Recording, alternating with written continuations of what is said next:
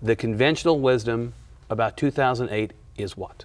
The conventional wisdom is that Hillary Clinton will be the Democratic nominee, that Barack Obama and John Edwards will put up months of fighting, but that they'll fall short, and that on the Republican side, the conventional wisdom is nobody knows what's going on. Right. That you've got 4 candidates who could be nominated.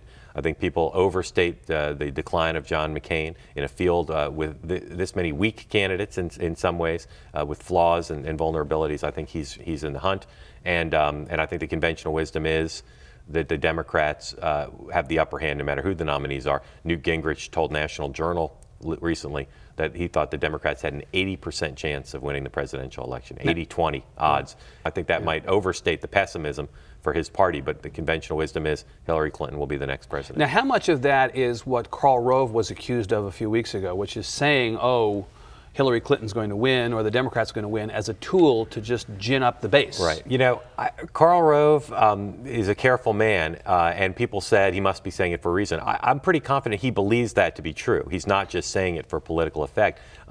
Republicans analyzing Democratic contests often impose their own sense of their own party on things. Right. And in the Republican Party, not this year, but in every other presidential election in our cognizance, in recent modern times, the front runner has won. But does Rove's point about her high negatives, which I think after the fact maybe turned out to be not exactly factually right, where he claimed she had the highest negatives of anybody going, does that have bearing on this? Does the fact that she has such high negatives pose a problem for her? It does, and I think it remains her greatest vulnerability within the Democratic Party, not just because they're worried about her electability, because if you look at head-to-head polls, she's got a decent argument that she's as strong as any Democrat.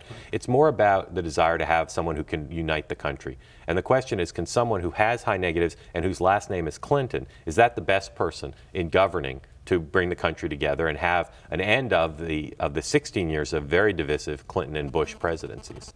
A couple things. One is, in the Senate, she's not been a divisive figure. She's been one of the most bipartisan figures during her time in Washington. Right. 2, as I said, she's ahead in those head-to-head polls. 3, a lot of people in the Democratic Party look at the George Bush experience and say, we want a divisive figure. We want someone who will rally liberals. Now, Hillary Clinton has not always been liberals' favorite candidate, right. But divisiveness and sort of someone who is hated by Republicans, that's attractive to a lot of Democratic voters. Well, let's drill down into that for a second, because if she has not been divisive in the Senate, if she's been a senator who has tended to be more bipartisan than not, what is the argument against her, except for she was married to that guy? Within the Democratic Party? Within the general election. Well, within the general election, I think the argument against her most broadly would be that she's a guilt by association with her husband, right. and traits that people don't want. Divisive, because even though she's been bipartisan in the Senate, she's still seen by many people as a divisive figure. And also too calculating, too scheming. The image of the Clintons as people who don't do principled things but do politically expedient things. And then finally, there'll be a lot of Americans who say she's simply too liberal, that although she poses, in their view, as a moderate, that she's a traditional tax and spend, weak on defense liberal. Right. Has she been misleading about her positions during this campaign? Has she shaded the edges of her positions? Not particularly. I mean, all politicians do to some extent, but I can't think of anything on which her rhetoric is divorced from either her record or her proposals. Has her position on Iraq, which people assumed would be her greatest vulnerability in policy terms going into the campaign, proved to be as great a vulnerability? It's not been as big an issue as I think people thought for a number of reasons, mostly because campaigns are about the future, and she has done a good job of talking about what she wants to do going forward in Iraq. Right. Senator Obama, as a candidate who says I'm a future-oriented candidate, you can only talk about the past so long if you're a candidate of the future. I think every day that goes by when Democrats are focused on changing George Bush's policy that they don't like, her past vote and how she handled it becomes less of a factor. Less relevant. Let me stay within the Democrats for a second. You mentioned Obama. What happened? We heard coming out of the first quarter fundraising and then the second quarter fundraising, he's now a legitimate alternative to Clinton. The money is there. Right. And he's now giving people permission who are kind of on the fence about her to move over to his side. But it seems to have plateaued or even fallen off a little bit. Well, make no mistake that he's still a strong candidate in this race. He's still the most likely to beat her. You don't write him off. You don't write him off. Yeah. I think a couple things have happened. First of all, she's made very few mistakes. And front runners who don't make mistakes tend to stay strong. She's exceedingly strong with women. Any woman candidate in a Democratic primary fight with all males running against her, is going to have an advantage. And she's doing a very good job of bringing in female support, and she's got, because it's a presidential race, the historic first possibility. They do a very good job of stoking that. Right. Women, older women who want to see a woman president before they die, younger women who want the inspirational role model. She's done a good job with that, and that's hurt Senator Obama. He also has got... But he's a first. I mean, that's the part that I've not been able... Too. And frankly, Richardson is a first. Yes, there's a lot of firsts, but women make up such a huge percentage of the electorate, right, in a Democratic primary fight, nomination fight. That's a big help. Another thing that's happened to him is his support is what we would call the Gene McCarthy, Bill Bradley, Paul Tsongas support within the Democratic Party. Right. Rich, well-educated elites. Not an insignificant part of the party, but not the hardcore base of more downscale union households for whatever reason. And look at their track record with those candidates. That's right. And so he needs to expand his support to that working class Democrat, which she's done very well with. Finally, he's made mistakes.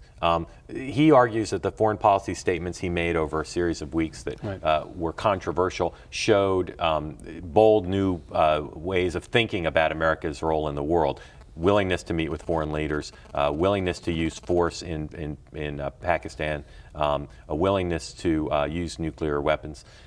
The critics control a lot of the debate at this stage. They're the elite people in media and politics. They had judged those statements to not be bold and new and interesting, but naive and misguided. And Senator Clinton used the word naive, one of the few times she's directly criticized him.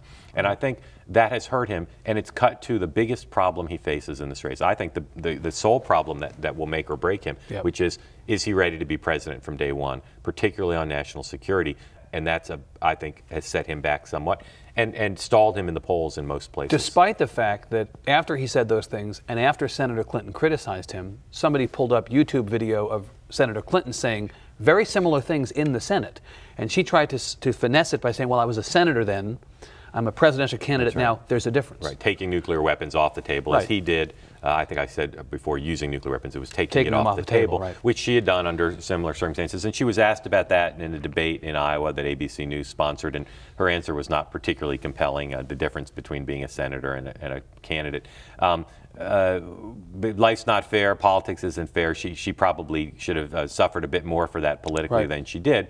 But her operation is just more deft. Sometimes in politics, you got to step back and say and sort of pay professional homage to the finessing and handling of things, and her operation handled that pretty well. To the question of Obama's plausibility on national security, I heard you speak last night here at Austin, and you made a really interesting point about the downside of Oprah Winfrey's endorsement of Obama in terms of what it says about Obama and what it doesn't say. I wonder if you talk about that. Sure. You know, I think his biggest challenge is convincing people he's ready from day one. He talks about his experience, not the normal experience we've had in a president. He's only recently been in federal office. He was a state senator, a community activist. He talks about a range of life experiences that he says makes him ready. There's some skepticism amongst elites and amongst voters about that. And I think what he needs more is the endorsement of military leaders, retired military leaders. Oprah's endorsement helped him raise money, help him become better known, which he still needs to do. But I think it almost works at cross purposes to his big challenge, because Oprah conveys celebrity and excitement.